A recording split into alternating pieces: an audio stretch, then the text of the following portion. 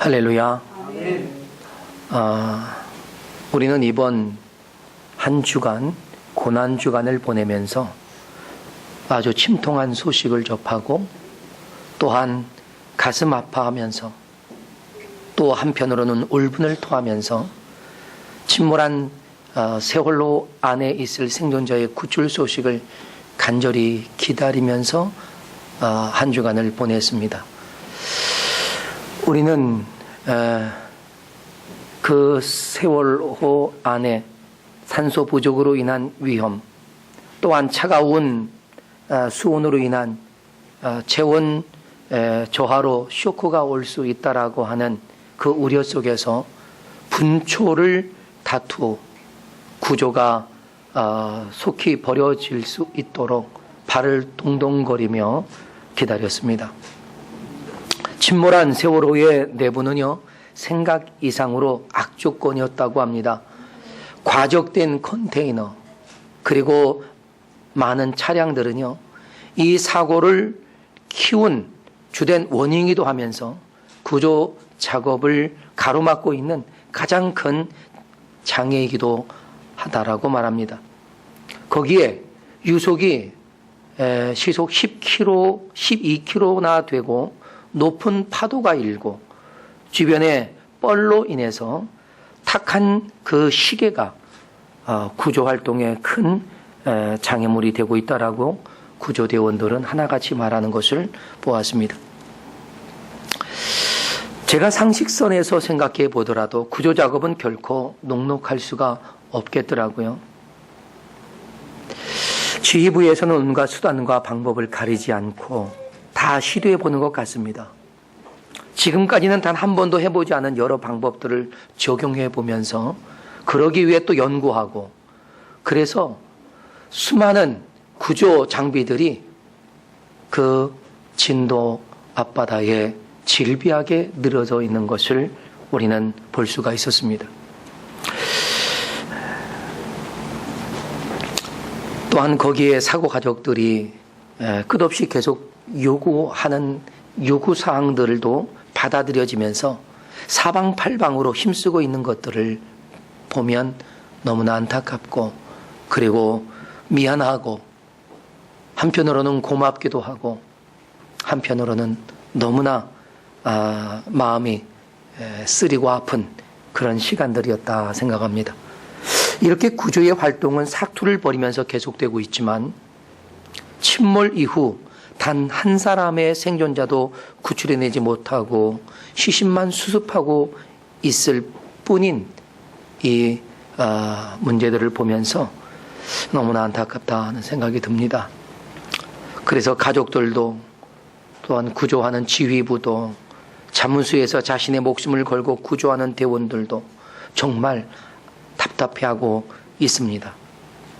정말 이럴 때 말이죠, 확실한 구출 계획과 대안이 주어져서 신속하게 이루어질 수 있다면 얼마나 속이 시원하겠습니까?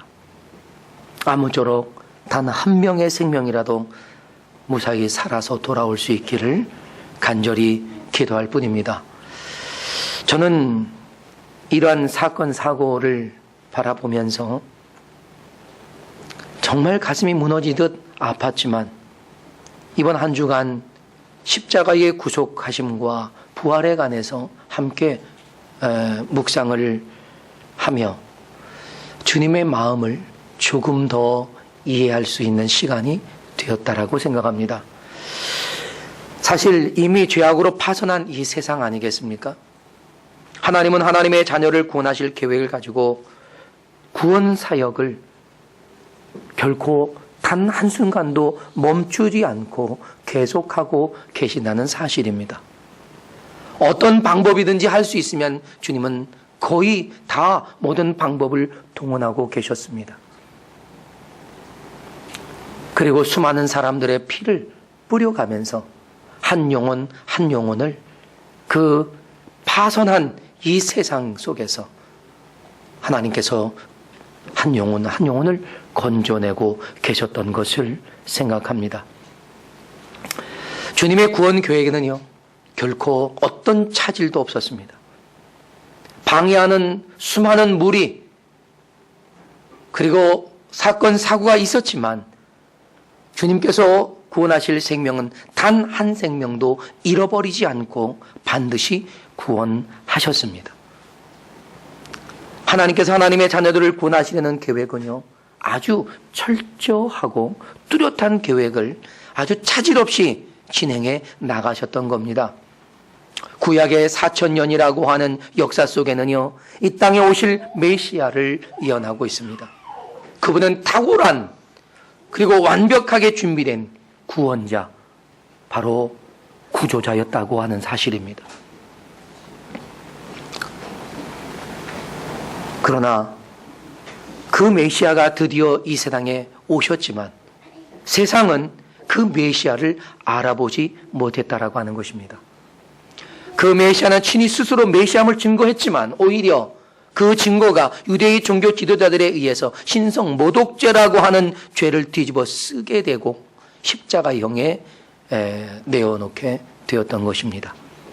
오늘 우리는 예수님께서 십자가에서 죽으시고 이틀 후인 3일 만에 부활하신 부활주의를 맞이했습니다. 사망의 권세를 이기고 부활하신 주님은요, 십자가에서의 대속을 완벽하게 성취하셨고 죽으시고 3일 만에 다시 살아나실 것을 친히 말씀하신 그대로 주님은 다시 살아나셨습니다. 오늘 우리는 이런 놀라운 부활절의 아침에 우리에게 완전한 십자가의 구속을 이루신 주님의 거룩한 사역에 쓰임받은 사람들을 주목할 수 있기를 바랍니다.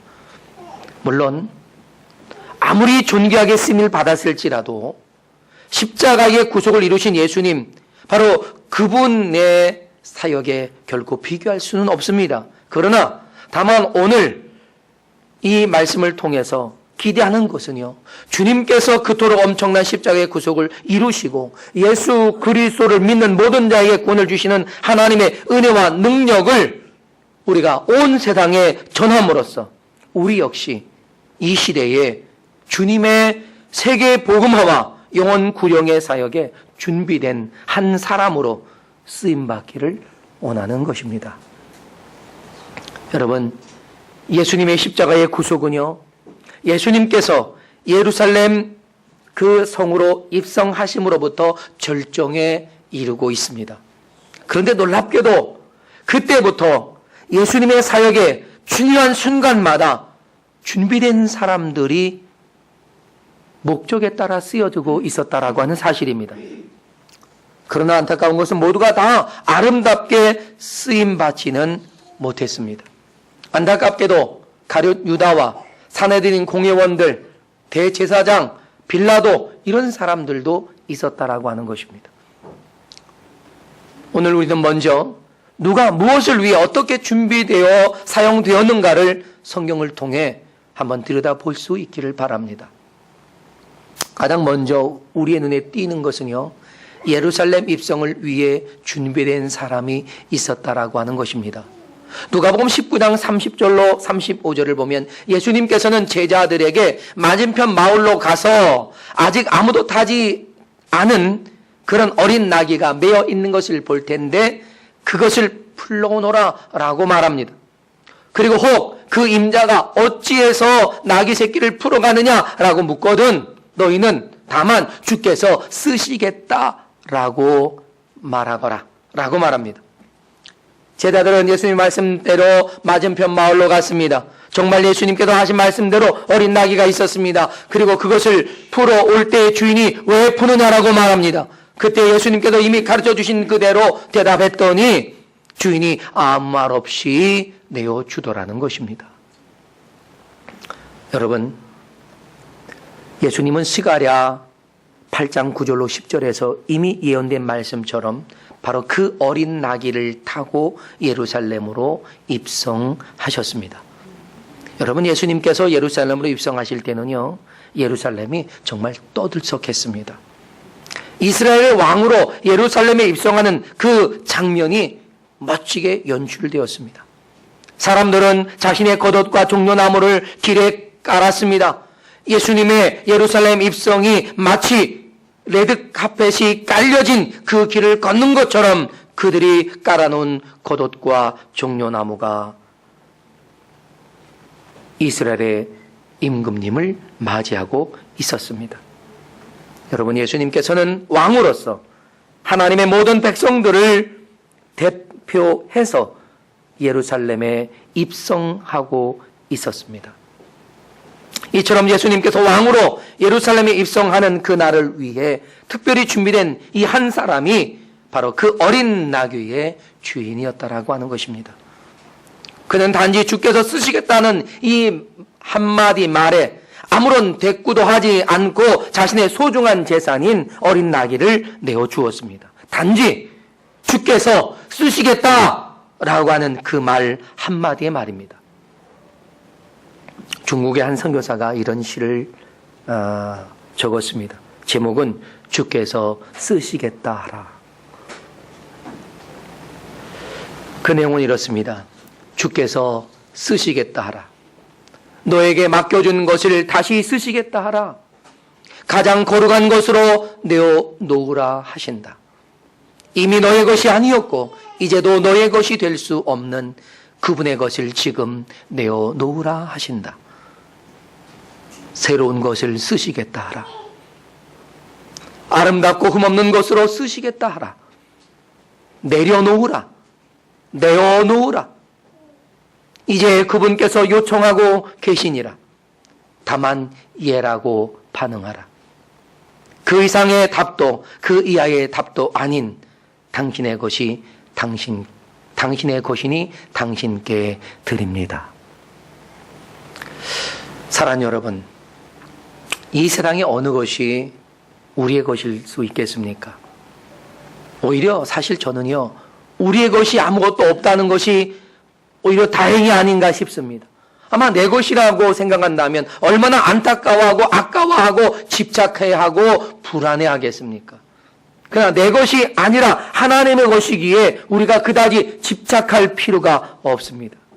우리는 주인이 원하시는 대로 하기만 하면 되는 그런 청지기일 뿐이고, 그렇기 때문에 그것에 대한 욕심도 집착도 할 필요가 없다라고 하는 것입니다.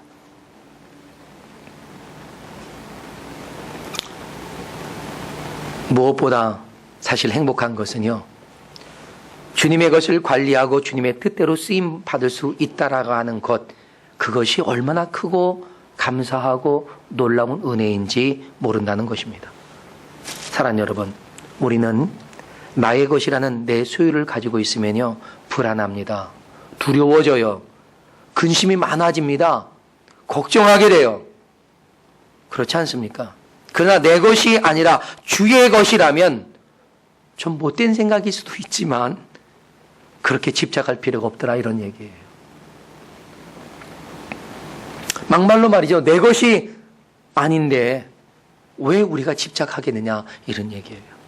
그래서 그저 주님께서 쓰시겠다 하시면 그냥 아무런 생각 없이 미련 없이 내놓을 수 있다는 것 아니겠습니까?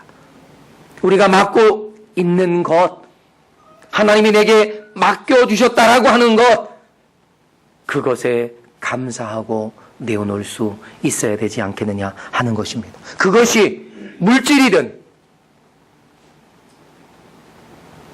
자녀든 내 생명이든 주께서 쓰시겠다 하면 내어드림이 마땅한 줄로 압니다.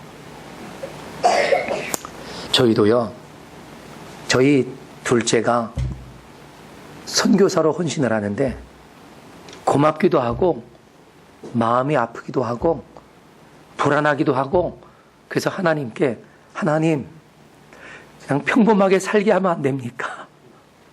그런데 주께서 쓰시고자 하셨기 때문에 주님 앞에, 그러면 주님, 주께 드립니다. 주님께서 그의 길을 인도해 주십시오.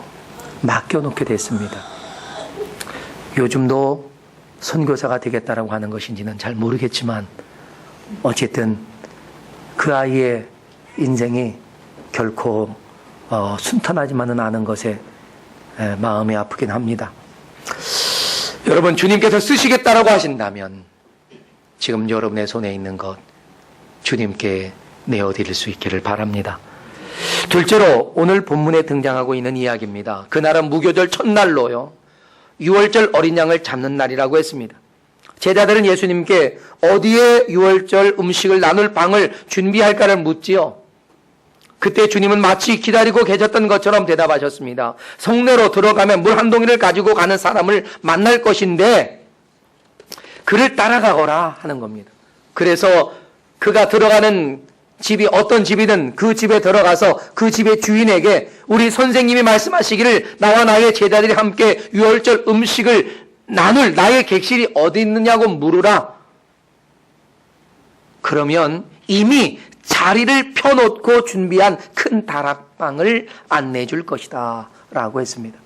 그 말씀대로 제자들이요, 성내로 들어가서 이미 준비된 다락방에 유월절 음식을 나눌 방을 준비하고 그리고 유월절을 준비했습니다.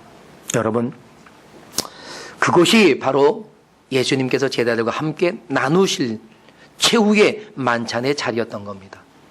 근데 사실 언제 주님께서 그 집 주인과 그 장소를 약속하셨는지 알 수는 없습니다. 이때 당시에 유대는요, 웬만한 집들은 유월절 행사를 위해서 멀리서 오는 사람들을 위해서 여러분 집을 내어주는 거, 그걸 뭐라 그러죠? 네? 여관도 아니고 민박, 그렇죠? 민박을 했답니다.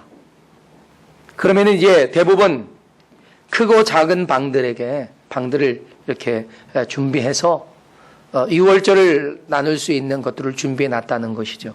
그러나 오늘 본문은 그러한 그들의 어떤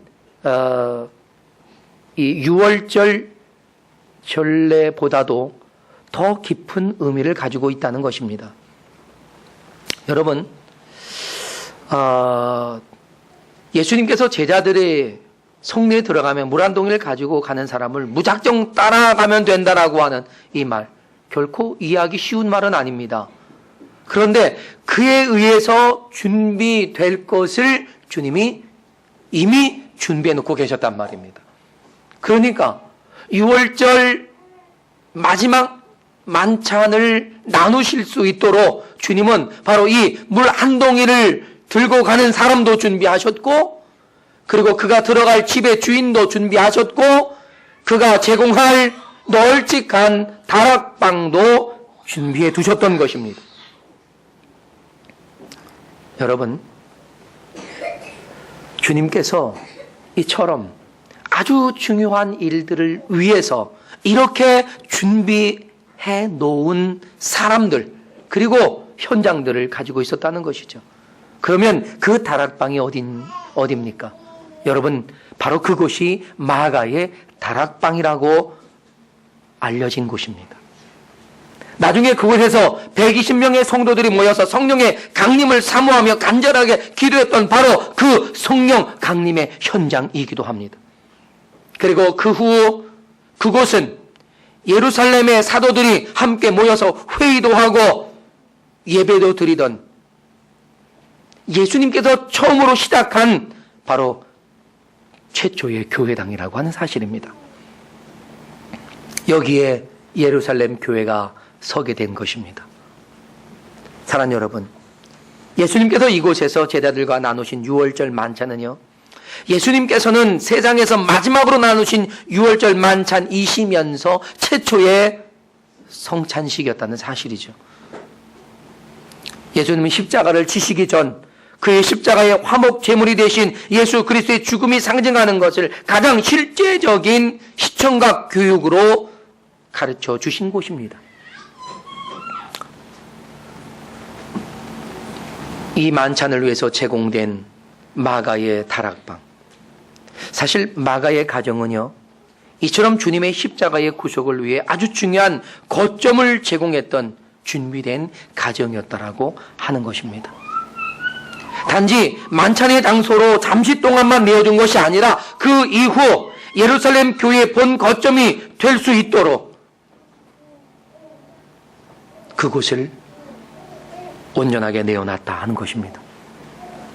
여러분, 이처럼 나의 집, 나의 건물, 나의 소유를 주님의 십자가의 구속을 위해 놓을 수 있다라고 하는 것, 여러분, 이건 놀라운 영광 아니겠어요? 이것은 분명 특별한 은혜일 것입니다. 그래서 이 은혜를 아는 여러 사람들은요, 하나님의 교회를 세우기 위해 자신의 재산을 기꺼이 내어놓지 않습니까? 지금까지 우리가 이런 아름다운 사람들의 헌신을 통해서 하나님의 교회가 또한 많은 구원받아야 할 영혼들이 주께로 돌아오게 되었다라는 사실입니다. 자, 그러면 지금까지 우리가 이런 아름다운 사람들의 모습을 보았습니다만 우리의 시선을 잠깐 좀 다른 곳으로 바꿀 필요가 있습니다. 그것은 세 번째, 주님의 십자가의 구속을 위해 준비된 사람들 가운데 악역을 맡은 사람들입니다. 앞에서 잠시 말씀을 드렸지만 예수님은 그 제자인 가룟 유다에게 은 30에 팔렸습니다. 그러니까 예수님을 은 40에 팔아 넘겼던 가룟 유다, 결국 그는 자살로 인생을 마칩니다. 또한 자신의 정치적인 목적을 위해서 예수님을 십자가형으로 넘겨주었던 빌라도, 그리고 예수님에게 신성 모독죄를 덮어 씌우고 빌라도에게 로마에 반대하여 쿠데타를 일으킨 정치범이라고 죄를 뒤집어 씌웠던 교활하고 사악한 대제사장과 종교 지도자들, 또 예수님을 조롱하며 손바닥으로 때리고 주먹으로 치고 침을 뱉으며 조소했던 바로 그 사람들, 채찍질과 십자가의 못을 박았던 로마의 군인들, 그들 모두는 십자가의 구속에 있어서 악역을 감당했던 사람들입니다. 성경은 그들은 오히려 태어나지 않았으면 좋았을 법했다라고 말합니다. 물론 그들 가운데는 어쩔 수 없이 명령에 따라야 할 수 없이 했던 사람도 있었을 것입니다. 그러나 대부분의 사람들은 자신의 작은 유익을 위해서 그 악역을 서슴없이 맡았다라고 하는 것입니다. 오늘날에도요, 얼마나 많은 사람들이 이런 악역을 서슴지 않고 자원하는지 모릅니다. 경건의 경건을 이익의 재료로 쓰려고 하는 사람들이 얼마나 많습니까? 신앙생활을 세상에서 무엇인가를 더 잘되기 바라는 마음에 하는 사람들도 있습니다. 오늘 여러분에게 다시 한번 말씀드리지만 우리의 신앙생활은요, 우리가 이 세상에서 부귀와 영화를 누리기 위한 것이 아닙니다. 오히려 부귀와 영화를 포기하고 그리스도의 고난과 박해를 받는 길이라고 하는 것입니다. 세상과 타협하지 않고 끝까지 외골수 같은 신앙의 절개를 지키는 것입니다. 우리를 죄에서 구원하신 예수 그리스도의 그 사랑 때문에 우리는 그 고난의 길을 아무런 말 없이 그냥 걸어갈 수 있다는 것입니다. 자신의 유익을 위해 신앙생활을 하는 것은요, 올바른 신앙생활이 아닙니다. 너무나도 잘못 가르쳐진 신앙, 기복적인 신앙만을 가르쳐버린 이 시대, 그래서 힘들고 어려우면 신앙을 버리고 떠나가 버리는 이러한 안타까운 현실의 문제는 저와 같은 목회자들이 잘못 가르친 분명한 잘못이라는 것을 시인합니다. 여러분, 신앙생활은 편하기 위해 하는 것이 아니고 세상에서 더 많은 물질을 얻고 더 편하게 더 많은 것을 누릴 수 있기 위해 신앙생활하는 것이 아니라 오히려 반대로 내가 누릴 수 있는 것을 내려놓고 포기하고 편하게 살 수 있는 것도 내려놓고 오히려 고난 속에 빠져드는 것, 바로 그것이라는 사실을 저와 여러분이 기억할 수 있기를 바랍니다. 자신의 유익을 위해 예수님을 십자가에 내어준 사람들과 별로 다를 것이 없는 이 시대의 많은 사람들의 모습을 우리는 볼 수 있을 겁니다. 사랑하는 여러분, 우리 성도의 신앙생활은요, 나를 구원하신 예수 그리스도의 십자가의 구속하심에 감사하고요, 그 주님의 뜻을 이루어 드리기 위해 살아가는 것임을 깨닫기를 바랍니다. 혹 그 길이 고난과 역경의 길이라도 그 길을 가야 하고 포기하지 않는 것이라는 사실입니다. 이것이 성도의 삶이라는 것을 기억하시길 바랍니다. 다음 네 번째로 십자가의 구속 역사를 위해 또 아름답게 준비된 사람이 있습니다. 그는 자신도 얼떨결에 예수님의 십자가를 짊어질 수밖에 없었던 사람입니다. 그는 구레네에서 온 시몬이라는 사람이었습니다. 특별히 이 구레네 시몬은요, 예수님의 십자가의 길을 돕기 위해 준비된 사람이었다는 사실입니다. 여러분, 구레네는요, 지금의 리비아 그 땅이랍니다. 지금도 구레네라고 하는 이름으로 그 도시가 남아있답니다. 근데 이 구레네 시몬, 그는요, 예수님이 십자가를 지고 골고다 언덕을 올라가시는 것을 구경하다가 로마 병사에 의해 예수님의 십자가를 대신 짊어지게 된 것입니다. 그러나 여러분 보십시오. 예수님의 십자가의 길은요, 험하고 힘겨운 길이었습니다. 이미 전날 밤을 꼬박 지새우면서 온 힘을 다해 기도하셨던 주님은 이른 아침부터 이리저리 끌려다니다가 채찍에 맞아 탈진까지 되어진 상태였습니다. 그런 상태에 계신 예수님이 70kg가 넘는 십자가를 짊어지고 골고다 언덕을 올라가고 계셨던 것입니다. 빌라도의 법정에서 십자가가 세워진 그 자리까지는 약 800m 정도 되는 그 길을 70kg가 넘는 십자가를 짊어지고 간다는 것입니다. 우리는 쌀 한 포대를 들고도 100m 가기가 결코 쉽지 않은데, 이미 지칠 대로 지치신 예수님께서 그 무게를 감당하시기란 결코 쉽지 않았던 것입니다. 그렇게 힘겹게 그 길을 가시던 예수님은요, 여러 번 쓰러졌습니다. 그리고 많은 시간이 지체되고 있습니다. 바로 그때 하나님께서 준비하신 한 사람이 로마의 병사의 눈에 발견된 거죠.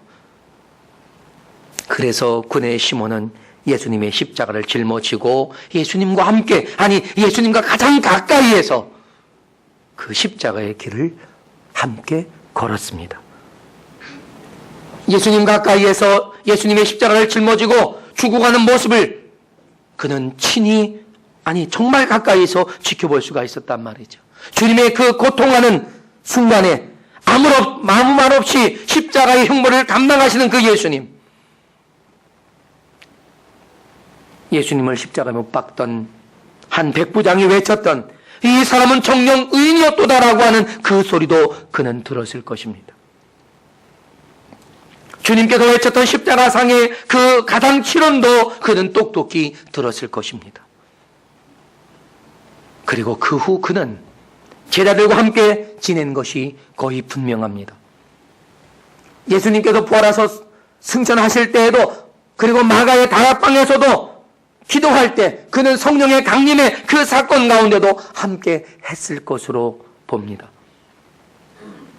그리고 그는 그 후에 예수님의 증인으로서 살았던 것도, 우리는 그 사실을 뒷받침할 만한 증거를 사도행전 11장 19절로 20절에서 찾을 수가 있습니다.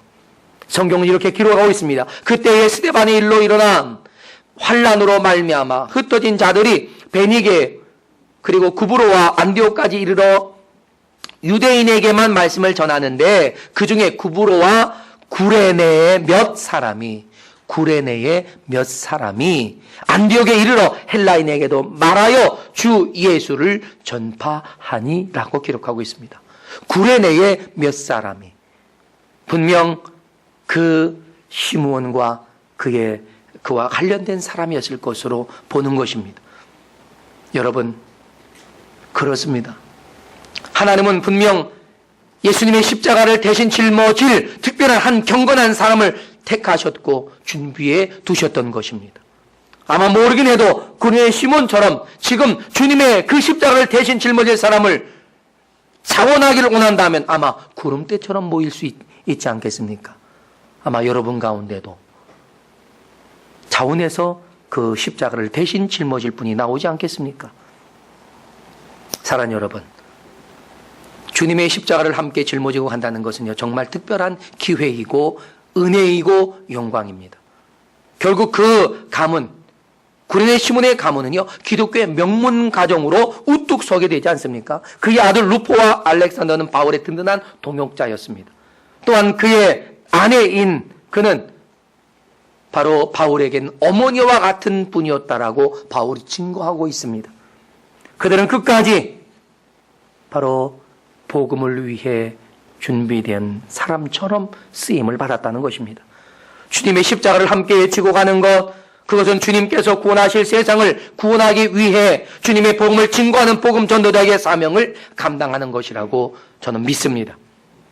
사도행전 11장 20절의 말씀에서 볼 수 있었듯이 분명 구레네 시몬은 끝까지 주님의 십자가를 함께 짊어지고 간 사람이었을 것입니다. 그래서 그는 이방인에게도 예수를 전파했던 바로 그 전도자의 삶을 살았던 것입니다. 이와 같이 주님의 십자가를 함께 짊어지고 갈 수 있는 사람, 저는 저와 여러분이 바로 그런 사람이 될 수 있기를 주님의 이름으로 축원합니다. 이제 끝으로 예수님의 장례식과 부활을 위해 준비된 사람들입니다. 그들은 몇몇 사람들이 있습니다. 먼저는 예수님의 발에 나디향을 부어드린 그 한 여인을 들 수 있을 것입니다. 그는 아깝게 여기지 않습니다. 부어드립니다. 제자 중에 한 사람이 아깝다라고 하니까 주님께서 뭐라고 했습니까? 놔두어라. 저가 나의 장례식을 준비하고 있다라고 말했습니다. 또 예수님께 새 무덤을 제공했던 아리마대 요셉입니다. 또한 유향과 모략을 100리트라 곧 45kg이나 제공했던 니고데모, 그들이 예수님의 장례 그리고 부활을 준비하고 있었던 사람들입니다. 특히 아리마대 요셉은요, 빌라도에게 찾아가서 예수님의 시신을 요구했습니다. 그리고 니고데모와 더불어서 다른 제자들을 대신해 예수님의 장례식을 주도했습니다.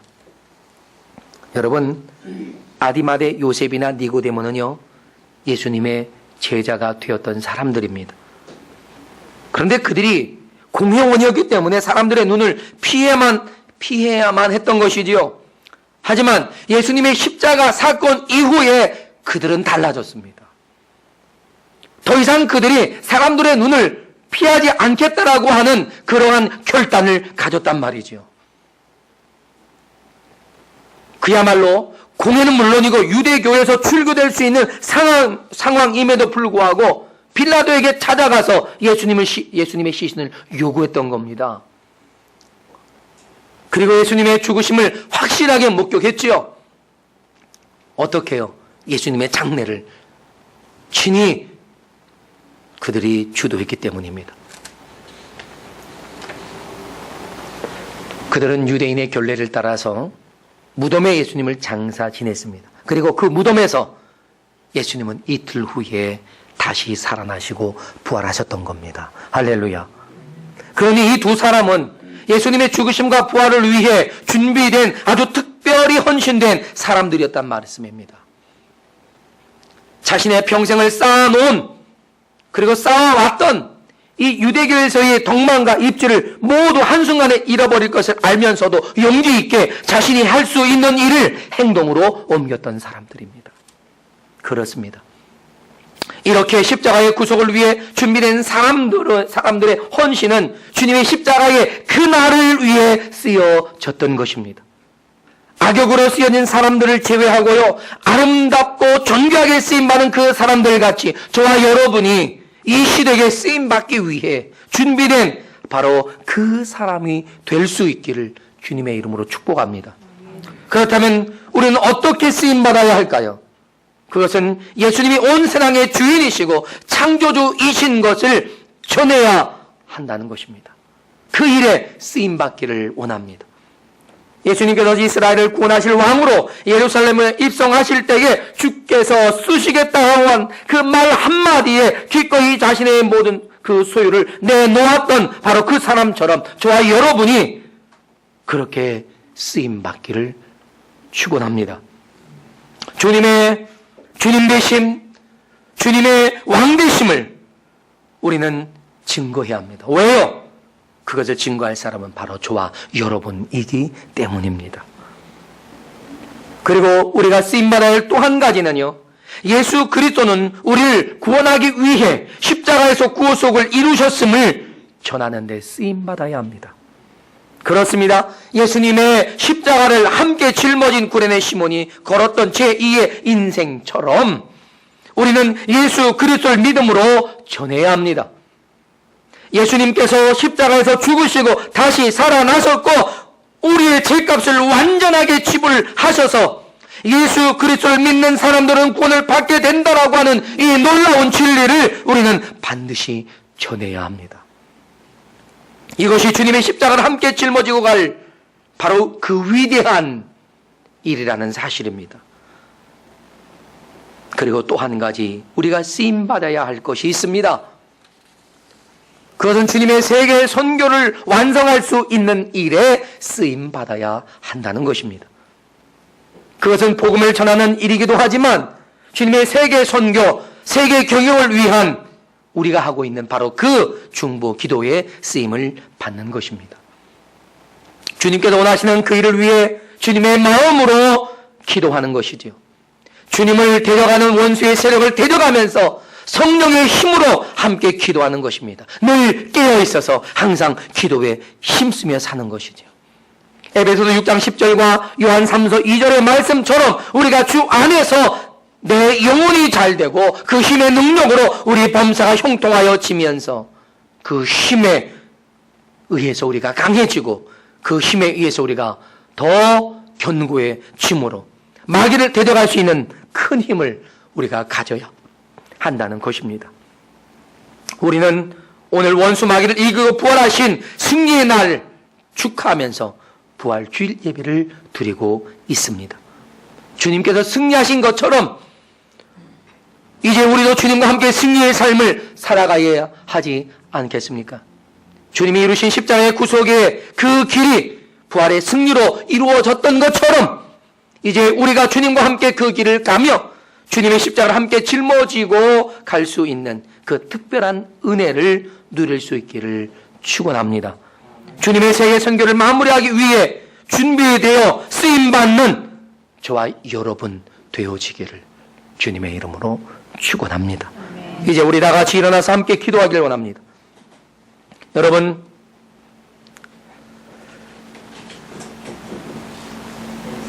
우리는 주님께 기도해야 합니다. 주님, 내가 여기 있습니다. 내가 주님께서 이루실 세계 선교의 마무리를 위해 쓰임받기 원합니다. 주여, 나를 사용하여 주셔서 나로 주님의 뜻에 온전하게 쓰임받게 해달라고, 부활의 승리를 우리에게 기쁨을 누리게 하신 것처럼 또한 우리도 주님의 세계 선교를 승리로 함께 마무리할 수 있는 준비된 주님의 일꾼으로 사용해달라고 함께 기도할 수 있기를 바랍니다. 그리고 성령의 기름 부으심으로 오늘 우리에게 함께 해주시길 다 같이 기도하며 나아가겠습니다. 할렐루야. 하나님 아버지,